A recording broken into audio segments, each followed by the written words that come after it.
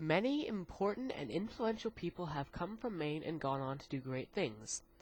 This list includes Hannibal Hamlin, Henry Wadsworth Longfellow, E.B. White, Stephen King, and Joshua Chamberlain. But some of Maine's smaller towns, like the town of Hartland, are rarely mentioned in history or seen as important. However, there are people just as influential and important that have roots in Hartland, like Clyde Harold Smith. Clyde Smith was the superintendent of Hartland Schools and served in the Maine State Senate for several years. Through his achievements and the achievements of his wife, Margaret Chase Smith, Clyde Harold Smith put the small rural town of Hartland on the map in a way that had never been done before, and in a way that has lasted for decades. Clyde Smith was born on a farm near Harmony, Maine, on June 9, 1876. In 1891, he moved with his parents to Hartland. He attended Hartland Academy and later taught and was the superintendent for Hartland Schools.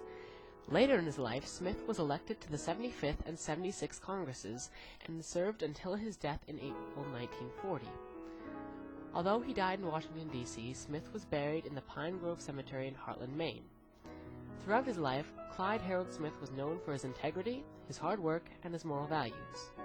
Although he had been all over the world and seen hundreds of different places, he chose his hometown as his final resting place. And it is that kind of steadfastness to his roots that made him the role model that he was for smaller towns all over Maine. In 1930, Smith married Margaret Chase.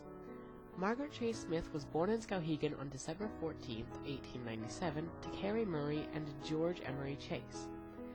She became Clyde's secretary when he became a congressman and accompanied him to Washington as his assistant when he was elected to the U.S. House of Representatives. But 4 years later, she was widowed when Clyde Harold died unexpectedly. With the sudden vacancy created by her husband's death, Margaret Chase filled in for him in office.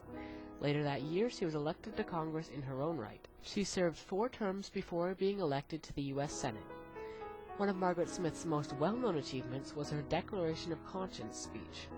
This speech was delivered on June 1, 1950, on the Senate floor, and it gave her national attention for the first time.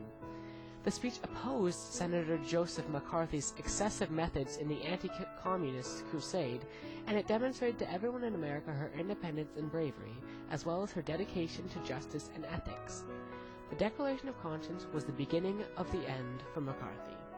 In 1989, Margaret Chase Smith was awarded with the Presidential Medal of Freedom and later had a library founded for her in recognition of her achievements in public services. Although Margaret Chase's achievements and career eventually overshadowed those of her husband's, she was motivated to a position in politics by her husband's life and legacy. Throughout her life, she was inspired by Clyde Harold's honesty and integrity to fight for the things she believed and stick to what she knew was right. Margaret Chase's moral values were a huge part of what caused people to gain the respect and admiration that they held for her, and still hold now. So even though Margaret Chase's accomplishments in some ways surpassed Clyde Harold Smith's, he still remained an important part of her life and